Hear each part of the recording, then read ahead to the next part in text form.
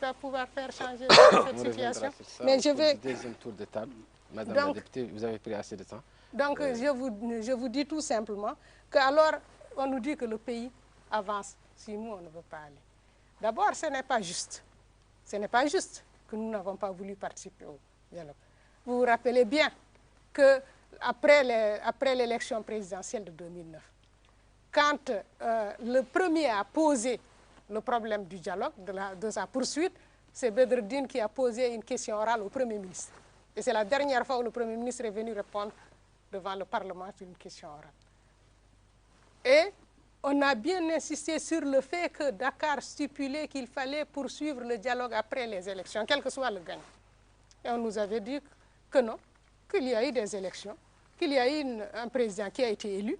Et d'ailleurs, on ne dit pas dans quel contexte. Le président, il a fait déjà 4 campagnes présidentielles, avec les moyens de l'État, avec tout ce que cela supposait, même peut-être avec d'autres moyens. Mais le problème ici, c'est que lorsqu'on a posé ce problème du dialogue, on nous a dit que c'est fini, Dakar, c'est fini.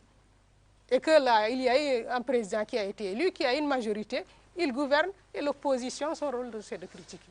C'était ça la réponse.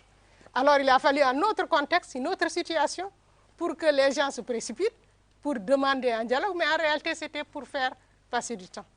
La seule demande qui avait été faite, c'est d'accepter comme d'abord point de départ l'accord de Dakar comme principe de départ. Alors là, si on va renier un accord qu'on a déjà signé, on se dit à quoi sert signer encore un autre accord avec celui-là. Et ce n'est pas seulement ce seul accord qu'il a renié. Le premier accord qui a été renié, c'est l'accord de Bruxelles.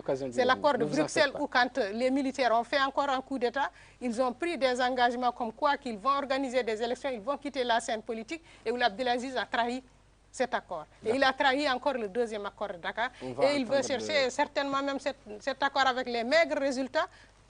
C'est quand même en septembre 2011. Et nous sommes maintenant au mois d'avril 2013. On n'a pas vu le pays avancer avec ça. On va écouter le point de vue du député Baliou. Oui, moi, je voudrais simplement dire que quand on parle de l'avancement d'un pays, on doit tenir compte de l'histoire, de ce qui s'est passé. Ce qui s'est passé pour le dialogue national, c'est que c'est venu après Dakar. Dakar, on s'est mis d'accord sur un certain nombre de conditions, sur un certain nombre de choses à faire après les élections, quel que soit le résultat des élections. Si la majorité Abdelaziz, après les élections, a dit « moi j'ai pris la partie sucrée, donc la partie amère, je ne la prends pas », et qu'après on nous dit « il faut dialoguer », on a dit non. Le dialogue est un compromis. La base d'un compromis et d'un dialogue, c'est la bonne foi. S'il n'y a pas de bonne foi, si on fait ce qu'on a envie de faire et puis après on dit on ne fait plus rien, il n'y a pas de truc.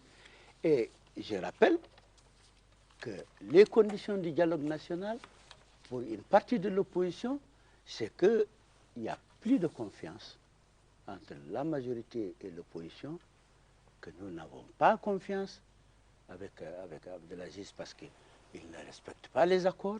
Et après Dakar, il y a eu aussi d'autres accords avec d'autres partis politiques qui ont rejoint les trucs, et on sait ce que ça a donné. Donc, la deuxième chose, c'est que il y a eu des élections, il y a la majorité et tout ça. Je pense que l'important, c'est qu'on ne peut pas dire, nous on s'en... Je m'excuse du terme, on s'en fout, vous venez ou vous venez pas, nous on va faire les élections. Non. Si on veut que le pays avance, si on veut qu'on sorte de la crise, on doit avoir le souci de dire on part tous ensemble. On discute tous ensemble pour voir comment on peut partir ensemble. Parce qu'au fond, la majorité. Mais au fond, quand on regarde les élections, Abdelaziz a été élu par un Mauritanien sur 2.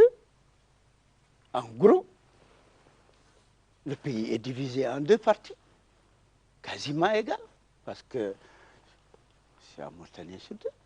Un électeur sur 2 qu'il a élu, quasiment. Donc il ne faut pas trop tirer sur cette histoire de majorité. Et deuxièmement, il faut qu'on fasse attention, parce que les conflits post-électoraux peuvent être plus violents que tous les conflits. Donc nous avons intérêt à aller dans des élections où tout le monde participe et que les résultats seront incontestables et s'imposeront à tout le monde. Ça, c'est la deuxième chose, je suis obligé de revenir aujourd'hui un peu sur les rapports de la CODE avec la CENI. La CENI a touché informellement les partis de la CODE. Ils me regardent, ils savent qui a touché les gens de façon informelle, les partis de la CODE. Ensuite, ils nous ont écrit, aux partis de la CODE pour leur demander un rendez-vous. Et avant que les gens répondent, ils sortent en communiqué pour fixer les dates des élections. On a trouvé qu'il n'y a plus rien à se dire. Il est inacceptable, et ça je crois que les gens de la majorité doivent le dire, il est inacceptable aujourd'hui que la CENI n'informe même pas la CODE des dates. C'est inacceptable et ça n'a pas été informé. Moi, je voudrais simplement, pour finir sur ce point, dire les élections. Il y a deux aspects pour les élections. Il y a deux aspects qui sont importants pour les élections. Il y a l'aspect de la transparence et il y a l'aspect de l'égalité des chances pour les concurrents. L'aspect de la transparence, la CENI rentre dans ce cadre-là. Les bulletins uniques, c'est-à-dire que les choses, à la limite, c'est des moyens techniques. C'est l'aspect technique. Pour des moyens techniques. On n'est pas aux normes. Il ne faut pas concourir, on n'est pas aux normes encore. On est loin derrière les autres pays. Mais c'est des choses qu'on peut améliorer. Mais aujourd'hui, les élections, il faut qu'on sache qu'on ne peut pas aller aux élections si les gens n'ont pas la même chance, les mêmes égalités de chance. Il n'est pas raisonnable de dire aux gens de venir faire les élections contre un parti qui organise les généraux, qui organise les hommes d'affaires, qui... c'est pas... Aujourd'hui, on se connaît. C'est un parti État avec même... Il y a encore des établissements publics où il y a les panneaux du président Abdelaziz. Donc ça, c'est un aspect sur lequel il faut qu'on discute sur l'égalité des chances. Et cette égalité, c'est un dialogue politique, un consensus politique, il y a un compromis politique pour reprendre les expressions qui peuvent dégager pour que non seulement les aspects de transparence soient réglés, mais que l'aspect de l'égalité des concurrents puisse avoir un minimum. D'accord. Monsieur le député Zamel, donc on a évoqué dernièrement l'égalité des chances. Selon vous, est-ce qu'il y a égalité des chances au moment où on parle maintenant entre les différents pôles politiques? Faire quelques petites remarques au passage. Quand on me dit qu'il a été convenu d'un dialogue à Dakar et que c'est la majorité ou le président de la République qui l'aurait refusé, je suis désolé. Les partis qui étaient à Dakar, l'une d'entre elles, sinon d'autres, ont décidé qu'ils ne reconnaissaient pas Dakar. Ils ne reconnaissaient pas la légitimité du président de la République. Et c'est ce qui a constitué le blocage par rapport aux engagements de Dakar. Mais à partir du moment où la partie en question, ou le parti en question, a reconnu ouvertement, publiquement et officiellement les résultats de Dakar, le dialogue a été entamé. Il faut se dire les quatre vérités.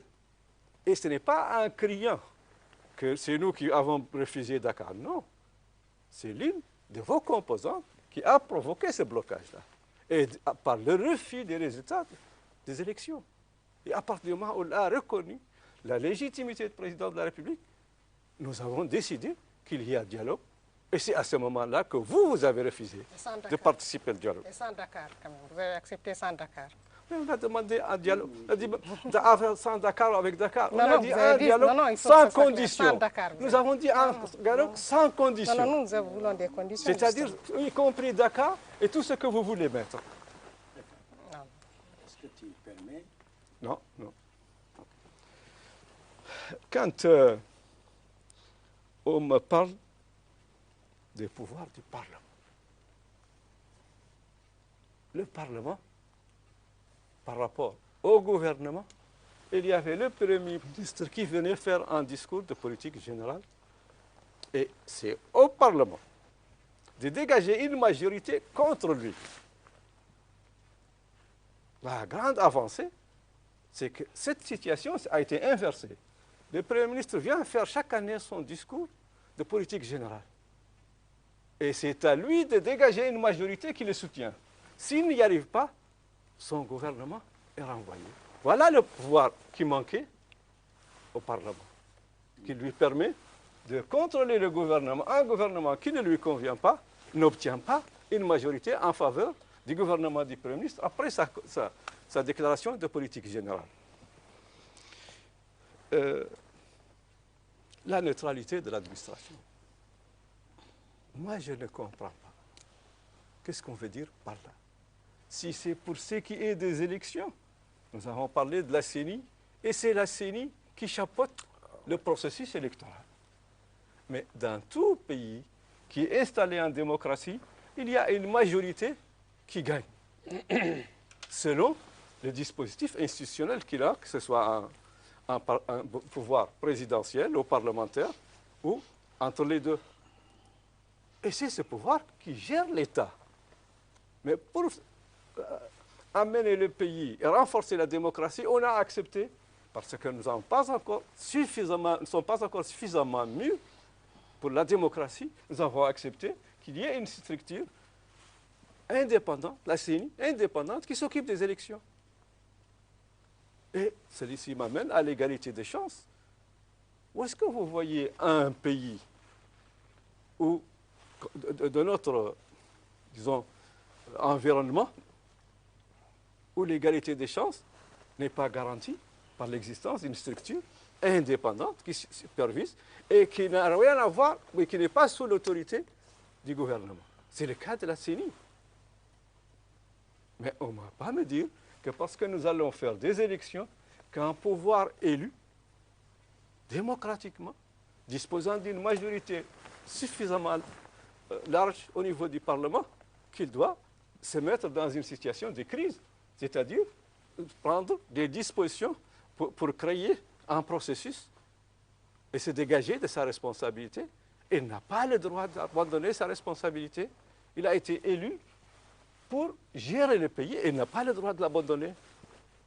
Et il n'a pas le droit non plus de massacrer la démocratie, parce qu'un système où il n'y a pas une opposition qui s'oppose et une majorité qui gouverne, ce n'est plus une démocratie. Et c'est ce qui a amené un pays qui n'est pas loin de nous dans la situation où il se trouve actuellement, où on ne peut même pas situer les responsabilités de la catastrophe qui est vécue dans ce pays-là. Vous dites que la Côte ne fait pas confiance à Abdelaziz. C'est son droit. Mais ceci n'empêche pas Abdelaziz d'exercer le pouvoir que lui a confié le peuple mauritanien. Vous dites que Abdelaziz a été élu seulement par la majorité des Mauritaniens. Toi, tu t'es présenté aux élections. Combien tu as recueilli au premier tour? Il ne faut pas oublier que les 52% qu'il a obtenus, Abdelaziz, c'est au premier tour et contre une douzaine de candidats. Et si on avait fait un deuxième tour, peut-être qu'il aurait 80 à 80%. Parce que le reste des voix que n'aurait pas obtenu le second, ça se partage entre le premier et le second. Et lui aussi, il aura sa part, ce qui s'ajoutera aux 52%. Donc il ne faut pas raisonner comme ça, dire qu'il a obtenu 52%. Il faut faire élire dans des conditions de transparence comme on a vécu, au premier tour à 52%. C'est une performance, à mon avis, et il ne faut pas croire que c'est contre celui qui a gagné des élections avec ce pourcentage au premier tour.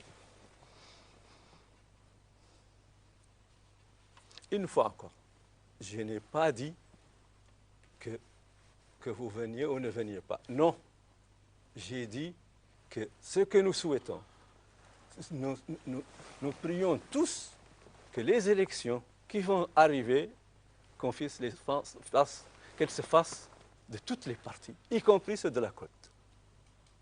Mais je ne dis pas que parce que les partis de la côte ont décidé de ne pas participer à la concertation, ne pas participer au dialogue, et à la limite ne pas participer aux élections, que le pays ça va s'arrêter. J'ai également dit que le pays avance. L'administration mauritanienne marche tous les jours, suivant les normes qui sont celles de notre environnement naturel et des pays de l'Ouest africain auxquels nous appartenons. L'économie, malgré la crise que vit le pays, marche. Il n'y a pas de disette, il n'y a pas de misère criante. Et les dispositions qui ont été prises ont beaucoup atténué par rapport à la situation que vivent d'autres pays. Les forces de sécurité, tous les jours exercent, ou tous les soirs exercent. Je sais qu'il y a beaucoup à reprocher à ces forces. Les Mauritaniens se plaignent. On peut débattre de cette question si vous le voulez. Mais c'est ça un pays qui marche. Et moi, j'ai les statistiques. Et chaque jour que Dieu fait, nous avons une croissance positive. Et ce n'est pas nous qui avons créé ça. C'est avec le concours de nos partenaires au développement qui sont des structures neutres et qui sont tenus de ne produire ou de ne confirmer que des statistiques crédibles. Donc quand je dis que ça marche, ce n'est pas le processus électoral. Vous allez noter. C'était juste le temps de lui permettre... Beaucoup de temps. Ça lui permettait juste... Nous, on ne veut pas chronométrer, on veut permettre à chacun de terminer son idée. Une fois qu'il termine son idée. Après l'émission, on va faire des calculs. Oui, je réagis un peu. C'est pour répondre à ma cousine. Une loi, il y a toujours un décret d'application. Parce que je suis en tout terrain, parlementaire, ministre, j'ai signé beaucoup de décrets. J'ai bel et bien parlé du décret d'application de cette loi organique et je vais te la donner. Mais je te dis que si le décret donne tout, la loi n'a pas tout donné. Non, mais c'est que la loi a son rôle, le décret a son rôle. Il y a une loi et son décret d'application et il y a beaucoup de décrets qui ont été pris. J'en ai au moins 3 par rapport à la CENI. Ils sont issus de l'esprit de la loi. Bon, on ne tergiverse pas sur ça. Mais moi, je voulais tout simplement dire qu'il est temps que les gens se ressaisissent. Puisqu'il faut quand même redonner de la considération à la politique. Moi, je pense qu'on n'a pas joué à se faire peur. Ce que je crois actuellement, réellement, et c'est une réalité qu'on vit. Nous sommes victimes peut-être de nos résultats.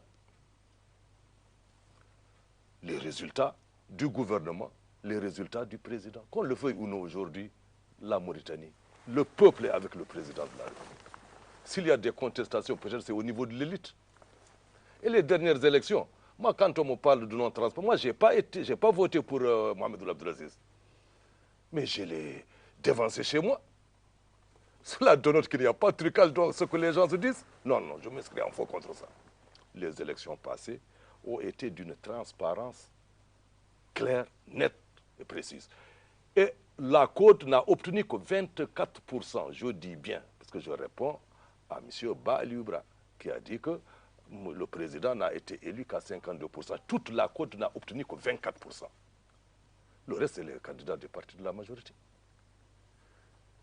Mais ça signifie que c'est la majorité écrasante des Mauritaniens qui ont confiance à Abdelaziz, qui ont voté pour Abdelaziz, et Abdelaziz est en train d'exécuter son programme à plus de 80%. C'est un président. Moi, je me dis, est-ce que ce n'est pas ça notre problème aujourd'hui pour que les gens traînent les pieds et ne veulent pas aller aux élections? Monsieur le ministre, vous voulez dire que la Côte ne veut pas aller aux élections? Non, je ne dis pas. Mon souhait est que la Côte aille aux élections. C'est ça mon souci. L'impression que vous avez maintenant? Non, pas du tout, mais l'impression que j'ai, c'est que peut-être que le gouvernement, la majorité est victime de son bilan. C'est de ça que je dis. Parce que tout simplement, aujourd'hui, on sait que énormément de choses ont été réalisées dans tous les domaines. Au niveau des droits de l'homme, au niveau de l'économie, les infrastructures. Partout, c'est des chantiers, qu'on le veuille ou non. Et la population, quand tu la demandes, elle sait avec qui elle est. Mais qu'il n'y ait pas de problème, il y a partout des problèmes. On ne peut pas dire qu'il n'y a pas de problème. Mais on sait très bien que les problèmes sont... On tient compte de ces problèmes. On est en train de les résoudre, étape par étape. Et j'estime que, à cette vitesse, dans un délai raisonnable, je pense qu'il y aura un impact extraordinaire sur le développement de ce pays. Qu'on le veuille ou non. Beaucoup de progrès ont enregistré. Aujourd'hui, j'en viens. J'en viens. Au niveau de la CENI, mais tout le monde a parlé de tout. On a parlé ici de BASEP, on a parlé ici de... La question la plus importante pour moi est que... Pour moi, la CENI, d'une manière précise, il faut avoir confiance à cette CENI. S'il y a des améliorations, mais bon Dieu, la Côte doit tout simplement manifester où est-ce qu'il y a réellement des insuffisances pour garantir encore davantage des élections transparentes. Moi, je suis d'avis conforme avec ça. Ça nous amène... Où se pose le problème? Mais on ne doit pas en parler des accords de Dakar. Non, je pense que ça, c'est dépassé. Les accords de Dakar, il y a eu accord, il y a eu un gouvernement, il y a eu des... je ne sais pas, Dakar ne compte plus. Dakar ne compte plus. Ce qui compte aujourd'hui, c'est comment améliorer l'existant. Qu'est-ce que la Côte veut par rapport à cette CENI? Nous pensons que la CENI est totalement est très crédible. Monsieur le ministre, je crois que vous avez posé la question à ma place et on va demander aux députés de répondre. Voilà. Qu'est-ce que la Côte veut par rapport à cette CENI? Je ne réponds pas à ça parce que pour moi, ce n'est pas la Côte qui chapeaute, comme l'a dit Mohamed El-Mokhtar, les élections. Celui qui chapeaute les élections, c'est celui qui nomme et qui dénomme au poste administratif. C'est celui qui donne les forages, c'est celui qui donne les écoles, c'est celui qui donne les postes de santé. Celui qui nomme, c'est celui qui va distribuer les marchés publics à qui il veut. Celui qui nomme, c'est celui qui va relever les magistrats quand ils vont donner un verdict qui ne convient pas au chef. Celui qui nomme, qui chapeaute, donc c'est celui-là. Ce n'est pas la CENI. Ça, c'est un. Deux, je voudrais vous dire que si vous applaudissez que Ould Abdelaziz a obtenu 52% ou qu'il s'est fait élire, Ould Abdelaziz n'a pas commencé seulement par les élections. Ould Abdelaziz a commencé... Oui, mais moi aussi, moi aussi je le fais remarquer. Moi, je réponds plus à Bokar. Je réponds plus d'ailleurs à Bokar. Que Ould Abdelaziz a d'abord fait un putsch, un coup d'État militaire. Si Ould Abdelaziz voulait tout simplement participer à des élections de manière transparente, il aurait démissionné de son BASEP, qu'il garde jalousement, et il devient un civil comme tout le monde, et il attend la fin du mandat de Sidi Cheikh Abdallah, il se présente avec tout le monde pour être candidat. Mais lui, il n'a pas attendu ça.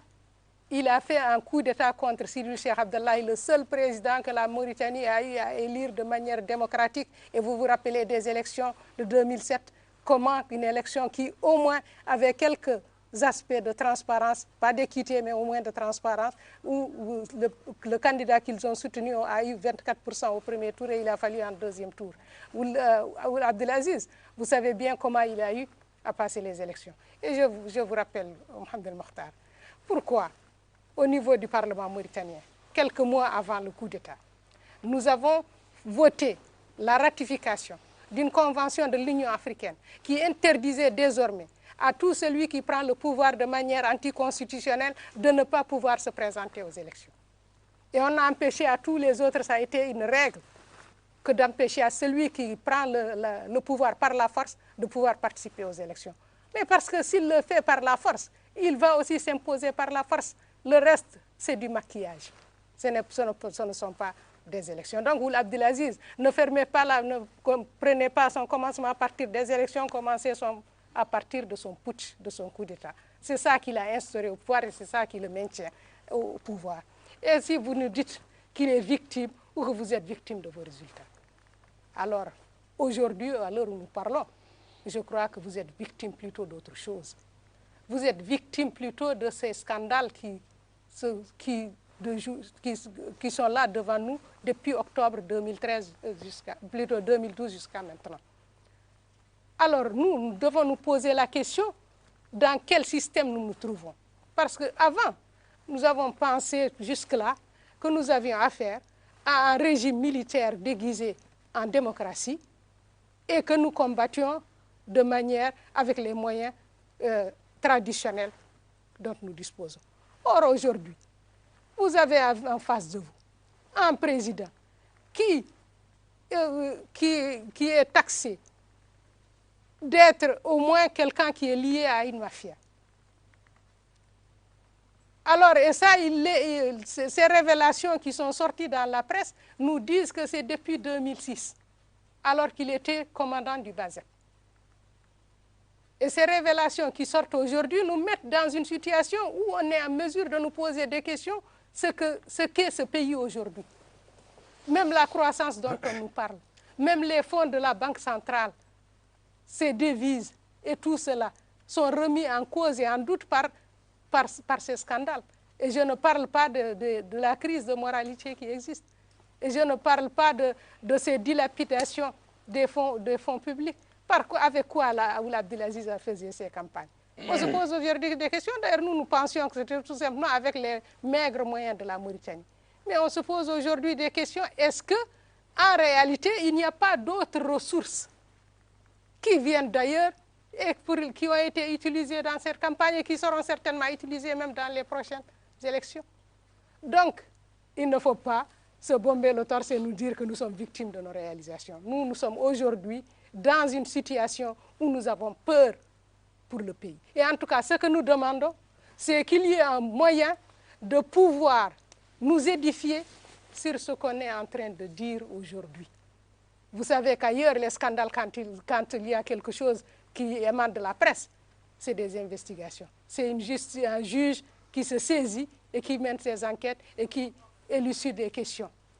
Pour des questions d'ailleurs beaucoup plus banales, un pouvoir peut tomber à plus forte raison que si ce sont de telles accusations qui sont extrêmement graves.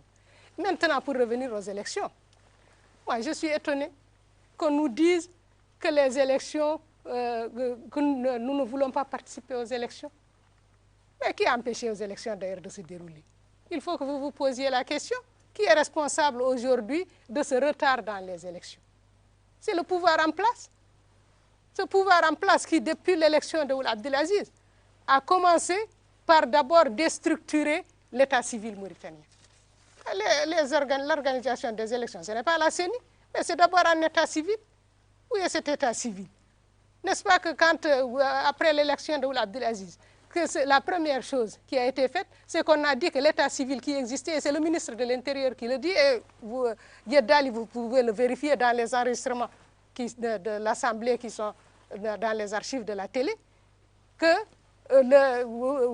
Ould Boili, le ministre de l'Intérieur, avait déclaré que, juste après les élections, que l'état civil est plutôt un état civil qui est mauvais, et à partir duquel on ne peut pas organiser des élections. Et on lui a dit alors les élections, qu'est-ce qui a porté Ould Abdelaziz au pouvoir? Alors il s'est fait planter, et ensuite il est revenu pour nous dire qu'ils vont faire un recensement, mais que ça n'a rien à voir avec les élections. Alors même qu'ils ont détruit l'état civil qui existait, ils l'ont détruit en faisant quoi? En supprimant le projet de carte d'identité, parce qu'il y avait certainement un compte à régler avec la police. En faisant quoi? En disant d'ailleurs qu'il n'y a plus possibilité d'établir des actes d'état civil. Et qu'est-ce qu'ils ont fait? Pour nous dire qu'on va organiser les élections avec l'ancien système, l'ancien état civil, on a été obligé de prendre un décret pour proroger la validité des cartes d'identité établies en 2000 et 2001. C'était pour nous dire que c'est avec cet état civil qu'on va faire les élections, alors qu'on savait qu'il était déjà détruit. Et ensuite, quand on a pris trop de temps, et ensuite on a dit qu'on a quand même commencé l'enrôlement, je ne reviens pas sur les problèmes de l'enrôlement, certainement, on aura l'occasion d'en discuter à d'autres occasions. Tout le monde sait ce que ça pose comme problème. Mais aujourd'hui, qui va avoir confiance à cet enrôlement? Celui qui est porté à la tête de l'agence de l'état civil. C'est qui? Il a été recalé à 2 fois au Conseil des ministres avant sa nomination du temps de Sidi Cheikh Abdoulaye, parce il n'est pas qualifié pour pouvoir occuper ce poste. Deuxièmement, avec les élections d'Aziz, il était au cœur du staff d'Aziz. C'était lui qui était chargé de la logistique. Et vous pensez qu'avec quelqu'un comme celui-là, on peut accepter qu'il nous fasse un état civil et puis ensuite qu'on nous dise qu'on va faire des élections, avec tous les problèmes que ça pose. Et y compris le fait de nous dire qu'on ne sait même pas qui s'est fait enrôler. Parce que cet enrôlement qui est en train de se faire, il n'y a pas de procédure, il n'y a pas de méthodologie qui sont adoptées, en tout cas très claires. La référence, c'est lui, l'administrateur, les règles, c'est lui, le fonctionnement, c'est lui, les décisions, c'est lui, tout se ramène à une personne qui va donc tailler sur mesure un état civil, et vous pensez que les autres sont là à accepter quelqu'un qui était dans le staff du candidat Aziz et qui va prendre, sans être d'ailleurs qualifié pour ça, l'enrôlement, et après on va nous dire que le résultat qu'il faut accepter. Donc c'est lui qui a bloqué les élections. C'est lui qui a bloqué les élections. C'est le pouvoir lui-même. Je ne sais pas les raisons. Je ne sais pas les raisons, mais c'est lui qui a bloqué les élections jusqu'à présent. Et je ne sais pas d'ailleurs, même ce qu'on est en train de dire ici, si ce n'est pas tout simplement un cirque qu'on est en train de jouer. Donc pour moi, c'est ça vos collègues auront l'occasion de vous répondre à ça. Barry, vous allez ajouter... Je voudrais repréciser un certain nombre de choses. Je maintiens, à supposer qu'on accepte les résultats, à supposer que les résultats sont ce qu'ils étaient, le pays est divisé. Il y a un Mauritanien sur deux qui a voté pour Abdelaziz. Le premier tour, il y a un Mauritanien, en gros, un Mauritanien sur deux qui a voté pour Abdelaziz. Et j'ai dit que ce vote-là, il a eu lieu après un coup d'État que Abdelaziz a mené et qui a mené. Donc on est dans une crise depuis lors qu'on a essayé de régler à Dakar. Par la mauvaise foi du pouvoir, on n'a pas pu entièrement le régler. Voilà ce que je dis et ce que je maintiens. La responsabilité d'un pouvoir, oui. Elle a une responsabilité de gérer le pays, mais de gérer tout le pays, de gérer tous les Mauritaniens, ceux qui ont voté pour lui comme ceux qui n'ont pas voté pour lui. Qu'est-ce qu'on voit? On voit que depuis 2008, que la ligne directrice du pouvoir est une ligne directrice de division. C'est une Mauritanie nouvelle contre une Mauritanie ancienne. C'est des jeunes contre les vieux. C'est des Kori contre les mots. C'est exactement une mesure. Ça, ce n'est pas de la responsabilité du pouvoir. Elle n'a pas le droit, le pouvoir n'a pas le droit de gérer le pays de cette façon-là. Et ça, je le maintiens. Il doit le gérer pour tous les Mauritaniens. Qu'ils soient riches, qu'ils soient pauvres, qu'ils soient... Ensuite, depuis quelques mois, on voit, on se connaît dans ce pays, on sait chacun de nous où est-ce qu'il passe les week-ends. On voit les nominations de l'État. Le pouvoir n'a pas le droit d'utiliser l'État dans un sens partisan. Il n'a pas aujourd'hui, le pouvoir nomme, c'est très clair, les nominations depuis quelques mois, c'est des nominations de campagne électorale. Ça, c'est clair. L'État n'a pas le droit, le pouvoir n'a pas le droit d'utiliser l'État pour ruiner des gens. Moi sincèrement, je suis très surpris par notre pouvoir parce qu'il est unique dans le monde. En général, le pouvoir, il devient agent pour maintenir les entreprises, pour parfois injecter de l'argent dans les entreprises pour maintenir les entreprises à flot, pour maintenir l'emploi à flot. Et voilà, on a un pouvoir qui ruine les gens, qui organise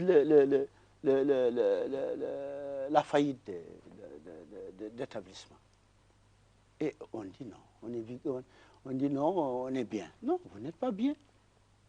Ce pays était en crise.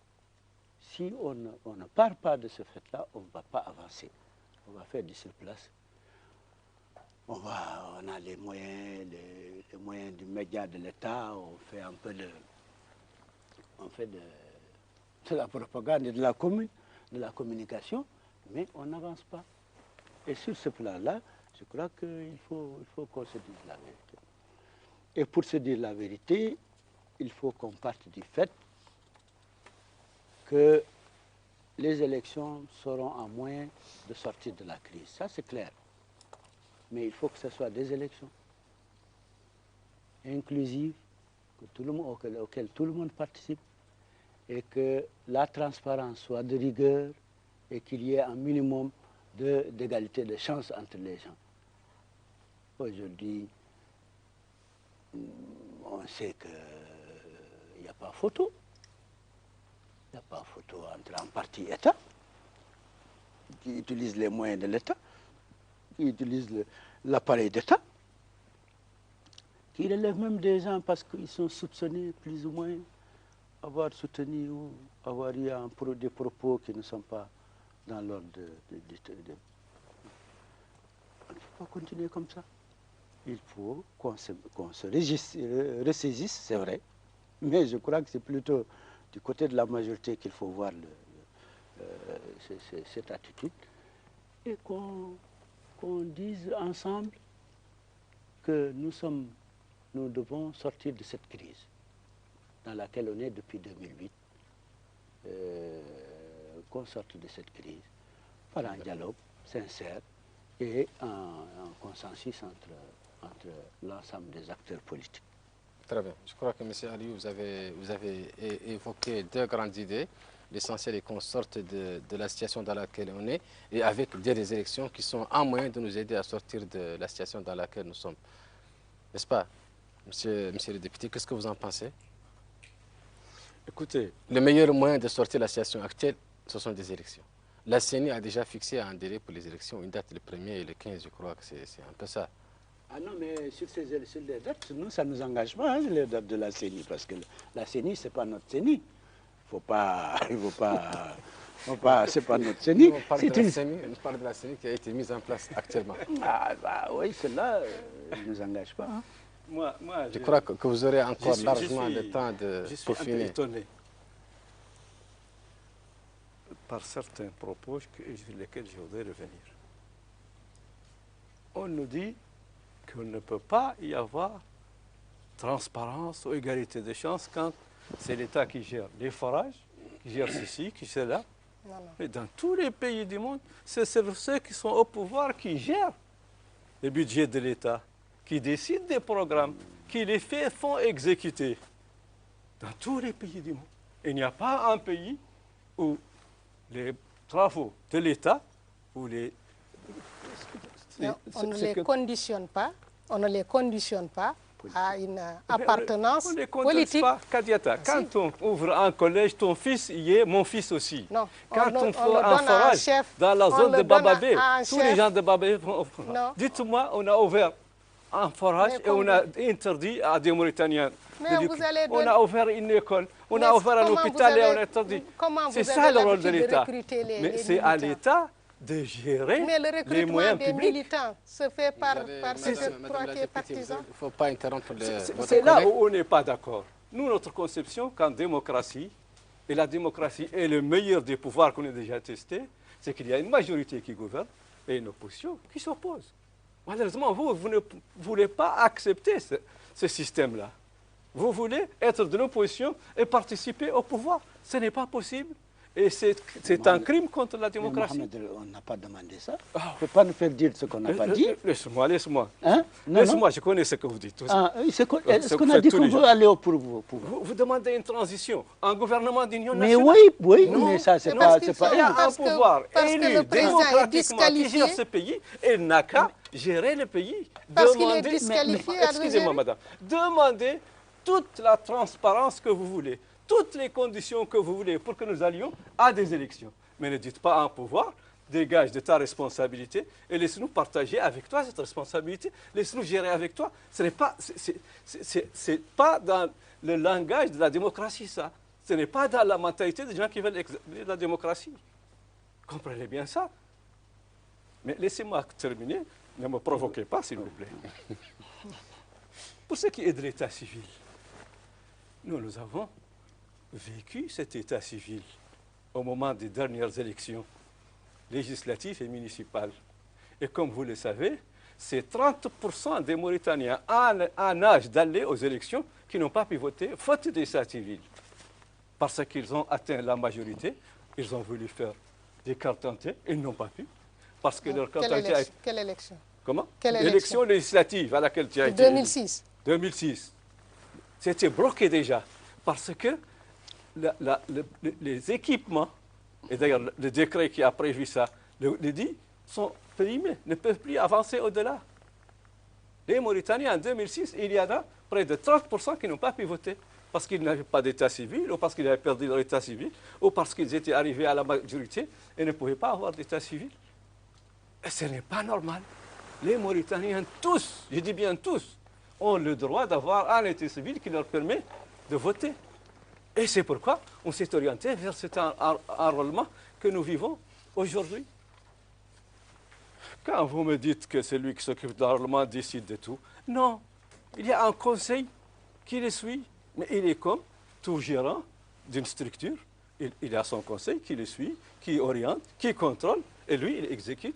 C'est une règle classique, générale dans tous les systèmes.